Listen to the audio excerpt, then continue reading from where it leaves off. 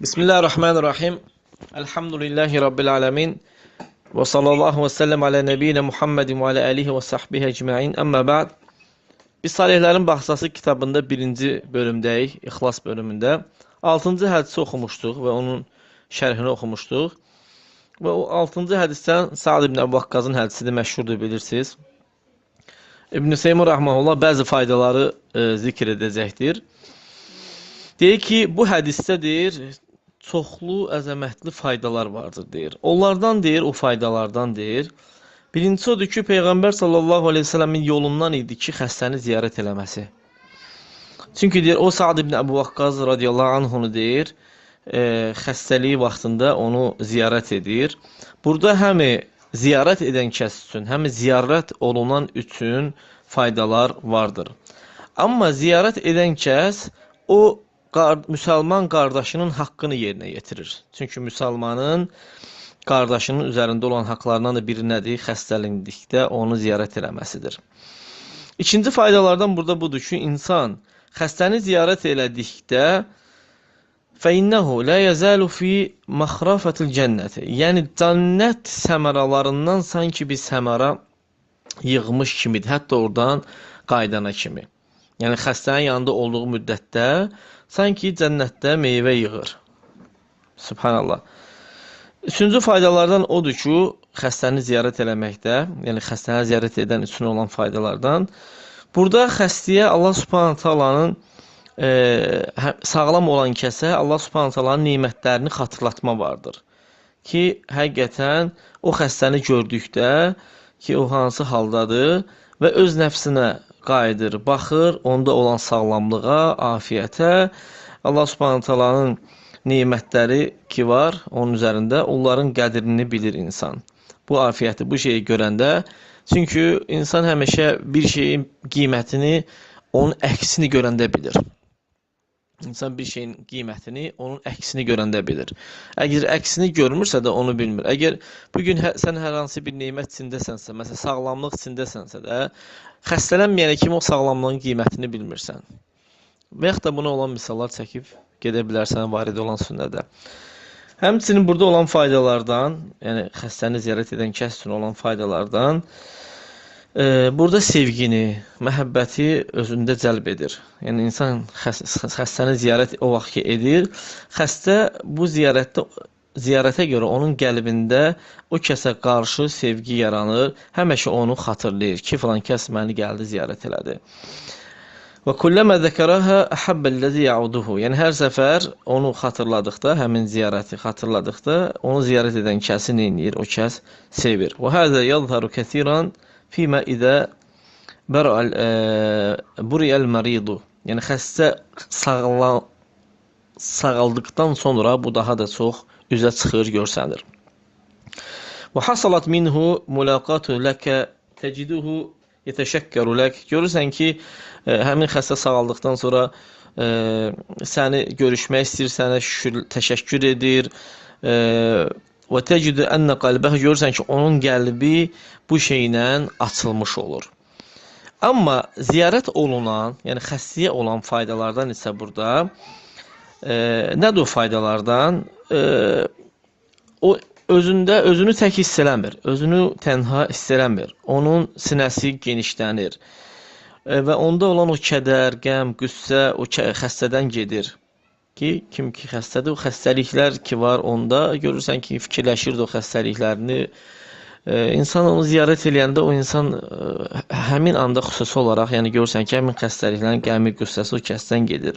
Ola bilsin ki, xəstəni ziyarət edən kəs müvəffəq olsun həmin xəstəyə xeyri xatırlatmaqla, məsəl üçün tövbəni və yaxud hər hansı bir vəsiyyəti eləməsini görürsən ki, burada, yəni xəstə üçün burada faydalar vardır. İzə kənə yuridu ən yusiyə bir şeyin aleyhi minəd-diyun və qeyrihə. Ola bilsin ki, xəstənin üzərində borçları vardır və yaxud nələri varsa onu vəsiyyət eləmək istəyir və yaxud da başqa şeyləri vəsiyyət eləmək istəyir. Bu şeyləri xəstəni ziyarət edən kəs xatırlatmaqla müvəffəq olur həmin xəstənin fayda görməsinə. Bu xəstə üçün olan fayda idi. Bunun üçün də alimlər deyirlər ki, lazımdır ki, kim ki xəstəni ziyarət edir, o xəstənin məsləhətini ortada axtarsın. Yəni mən özüm bunu Loridində deyirəm ki, yəni onu sevindirsin.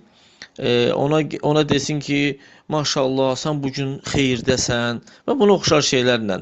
Yəni lazım deyil ki, desin ki, sən yaxşısan. Yaxşı sözünü deməsin.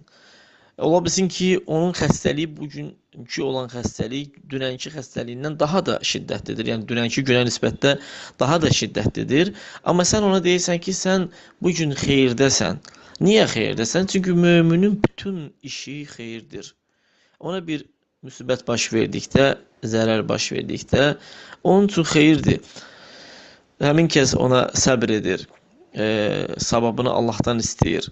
Və yaxud da ona bir xeyir baş verdikdə, həmin o xeyri Allaha şükürlər edir o verilən xeyrə görə. Bütün halda möminin halı nədir? Xeyirdir. Çünki əcəl elə bir şeydir ki, yazılıbdır. Yəni, vaxt gələcəkdir, hamının vaxtı yazılıbdır. Hamı bu dünyadan köçəcəkdir. Baxmayaraq ki, bu xəstənin əcəli deyil, yəni zahirdə əcəli deyil, ola bilsin əcəli də ola bilər. Əgər qalası olsa dünyada, ömründə nə yazılıbsa da, qalacaqdır, o həyatını yaşayacaqdır. Və həmçinin lazımdır ki, xəstəni ziyarət edən kəs o kəsə tövbəni xatırlatsın, lakin ona birdən deməsin də, birbaşa üstünə düşüb deməsin ki, tez tövbə elə yenə. Niyə? Özündə qorxu yaranmasın ki, xəstənin ki, görən mənim xəstəliyim elə mi şiddətlidir, yəni öləcəmmi mən, yəni bu xəstəliklə, hətta özündən yəni çıxmasın, qorxmasın. Yavaş-yavaş ona xatırlatmaq lazımdır ki, yəni lazımdır insan hər bir şeydən tövbə eləsin, günahlarından, Peyğəmbər sallam tövbə edirdi. Yəni bu formada xatırlatsın ki, özündə qorxmasın. Lakin yəbdə bi zikril ayət və hədis. Yəni hədislər, ayələri, zikirləri xatırladır, deyir, sənələr deyir, tövbə edən kəslər olan sənələr ki var ayələrdə, hədislərdə Allah Taala tövbə edənləri sevir və yaxud da buna oxşar ayələr və hədislər ki, hansı ki xəstə onunla xatırlanır və xatırlayır onu və ondan faydalanır. Və lazımdır ki, həmçinin xəstəyə vəsiyyət edilməsi xatırladılsın. Ona deyilməməlidir ki, həmin vaxtı vəsiyyəti deyəndə ki, tez vəsiyyət elə ginən və sənin əcəlin çatıbdır. Belə deyəsə olsa, yenə bu xəstə özündən çıxa bilər, yəni Allah zə eləsin, hətta küfr edə bilər həmin anda. Çünki xəstədir. Əksinə lazımdır ki, ona varid olan qissələri ona danışmaq, ona xatırlatmaq. Bu üslubla lazımdır ki, xəstəyə ziyarət edən kəs yanaşsın. Elm əhlindən deyirlər ki, lazımdır ki, əgər görsə ki, xəstə istəyir ki, sən onu rüqyə edəsən, elə girən. Kim görsə bunu, rüqyə eləsin xəstəni. Peyğəmbər s.ə.v necə sünnədə varid olubdur, onu necə ediblər, əllərini Ayşə anamız içinə oxuyardı və Peyğəmbər s.ə.v-in bədəninə sürtərdir. Və buna oxşar varid olan hədislər ki, dualar ki var, onları Allahumma Rabbin nəs, əzhibil bəs, işfən təşəfi, lə şifə illə şifəuk, şifəun lə yuqadiru səqamə. Məsələn, buna oxşar dualarla Allahım, insanların Rəbbi, bu xəstəliyi apar ginən, sən şəfa versən, şəfa verənsən, sənin şəfandan başqa şəfa yoxdur, şəfan xəstəliyi tərk eləmir. Yəni, şəfan gələrsə də o xəstəlik aradan qalxar, yəni. Və misli qavlihi Rabbun Allahu-ləzi fis-səmai təqaddəs ismuk. Yəni, Rəbbimiz hansı ki göydədir, sənin ismin müqəddəsdir, əmruka fis-səmai vəl-ard, sənin əmrin göydə və göylərdə və yerdədir. Kəmə rəhmətuka fis-səmai. Necə ki, sənin rəhmətin göydədir. Fəcəl rəhmətəkə fil-ard. Göydə olan rəhmətin kimi də onu yerdə də etkinən. Əntə Rabbit tayyibin. Sən yaxşıların Rəbbisən. Bizi, günahlarımızı, xatalarımızı bağışla ginən. Bizə özündən rəhmət nazil elə ginən. Və şifən min şifə. Özündən olan şəfa bizə nazil elə ginən. Bu ağrıya fəyubra, yəni və həmin xəstəlik nə olsun, sağalsın. Bu varid olan, yəni bəzi Fatihə surəsini oxuyursan, Ayət-i Kürsünü oxuyursan, İxlas, Fələq, Nas surələrini, Fatihə surəsini xüsusi olaraq, çünki buna nas vardır.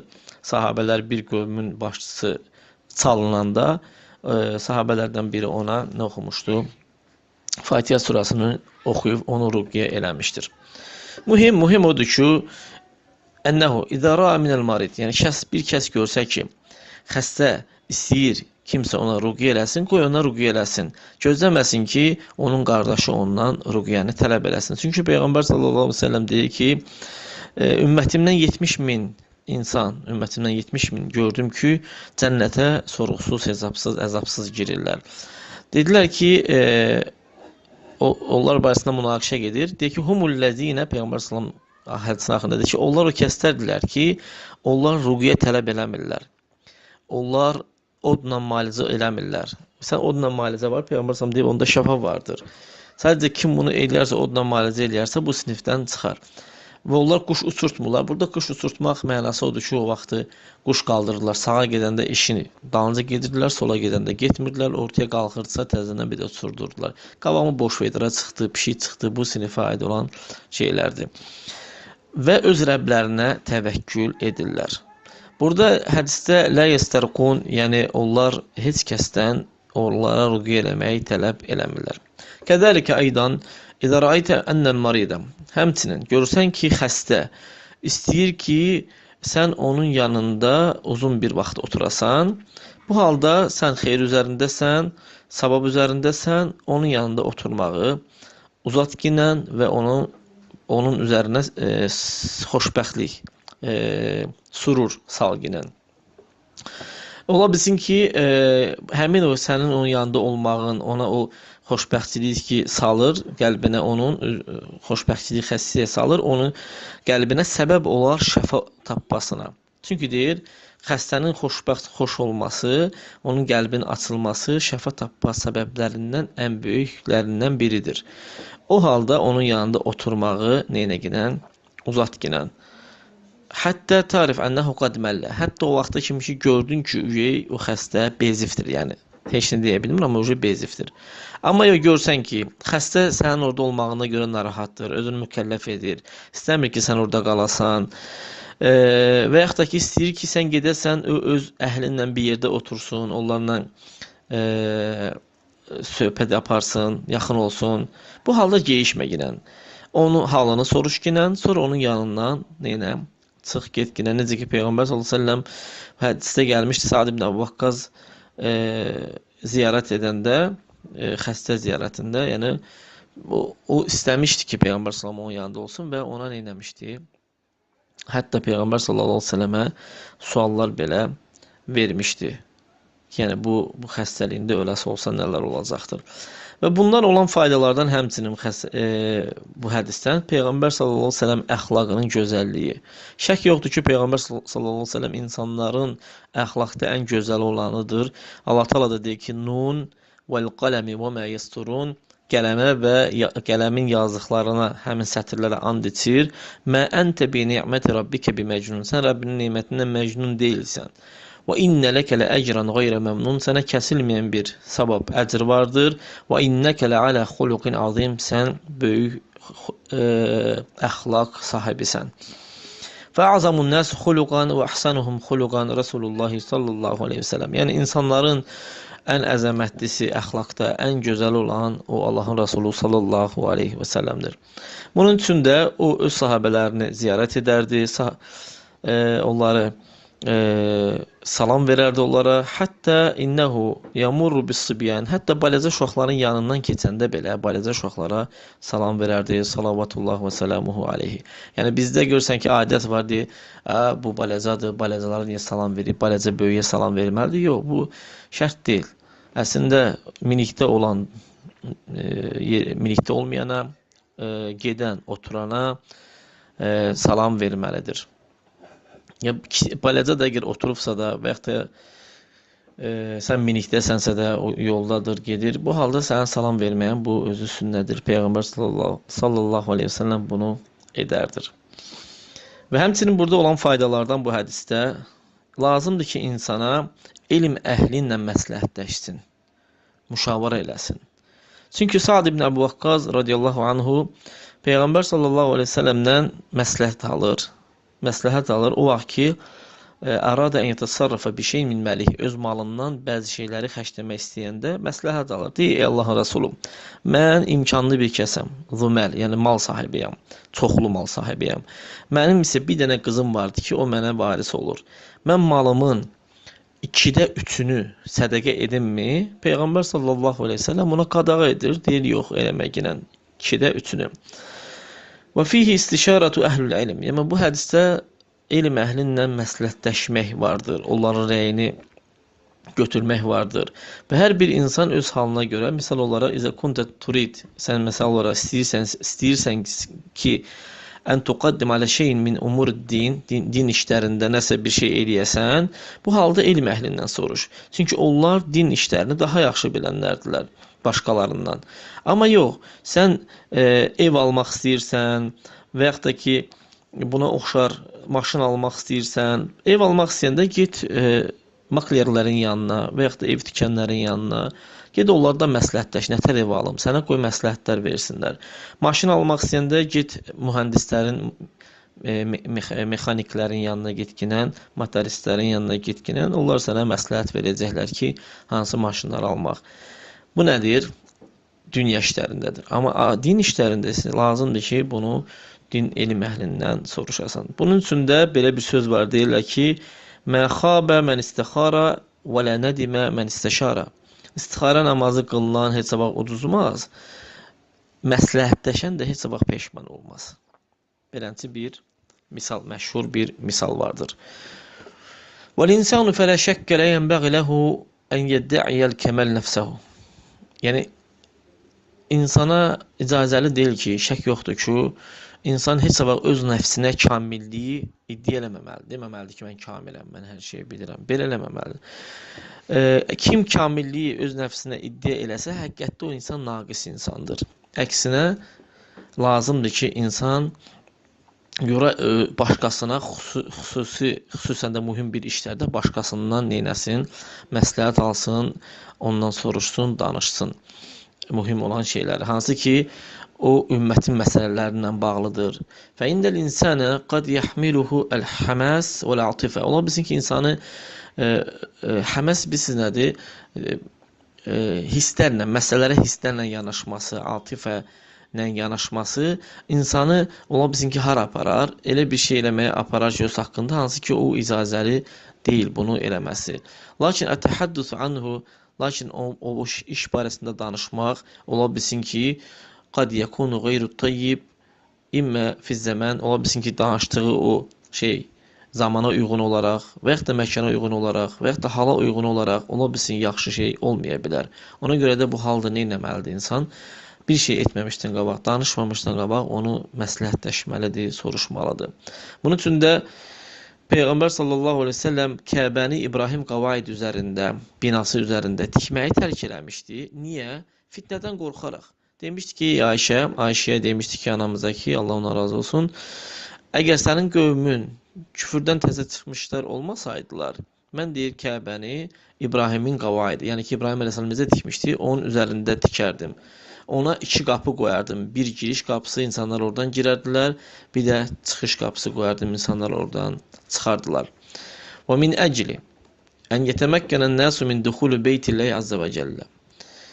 Lakin tərəkə zəlikə xawfəl fitnət mə kavnihi maslaha. Demək, 2 qapı olanda insanlar bir qapıdan girir, o birisi qapıdan çıxırlar.